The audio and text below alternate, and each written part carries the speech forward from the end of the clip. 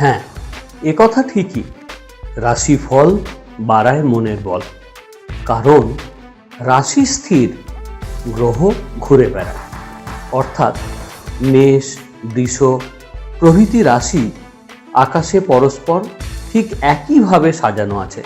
তাদের নিচে রবি, চন্দ্র প্রভৃতি গ্রহ মেষ থেকে বৃষ, বৃষ থেকে মিথুন, মিথুন থেকে কর্কট এমনি করে সরে সরে যাচ্ছে।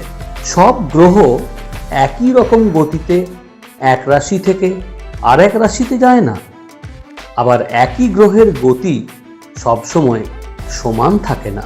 চন্দ্রের এক রাশি থেকে আর এক রাশিতে যেতে লাগে 2.25 দিন, কিন্তু রবির লাগে 1 মাস, বুধের 18 দিন, শুক্রের 28 দিন, মঙ্গলের 1.5 মাস, আর বৃহস্পতির 1 বছর, শনির 2.5 বছর। তাই রাশিফল পরিবর্তন হবেই। রবি এক রাশি থেকে আর এক রাশিতে গেলে আমাদের 1 মাস শেষ হয়, আর 1 মাস আরম্ভ হয়। তাই আমাদের 12টি মাস। রবি এক এক রাশিতে যতদিন থাকে ততদিন এক এক মাস হয়।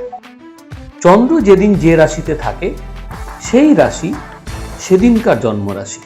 মনে রাখবেন, রাশি 12টি, গ্রহও 12টি। ভাবছেন তো 9টি গ্রহের কথা শাস্ত্রে উল্লেখিত আছে, কিন্তু না, বেদে 14 গ্রহের কথা উল্লেখ রয়েছে। দেখুন, প্রজাপতি ইউরেনাস, বরুণ নেপচুন ও রুদ্র প্লুটো, এই 3 গ্রহের আবিষ্কর্তা পাশ্চাত্য দেশ। কিন্তু আরও 2টি গ্রহ আবিষ্কৃত হবেই। প্রজাপতি ও বরুণের যথেষ্ট প্রভাব আছে, তার প্রমাণও আছে। তবে রুদ্রের প্রভাব সবসময় সমান থাকে না। তাই রাশিফলের সম্পূর্ণ বিশ্বাস রাখতেই হবে। সেই কারণেই 12টি রাশির বিভিন্ন সময়ে বিভিন্ন দশা তৈরি হয়।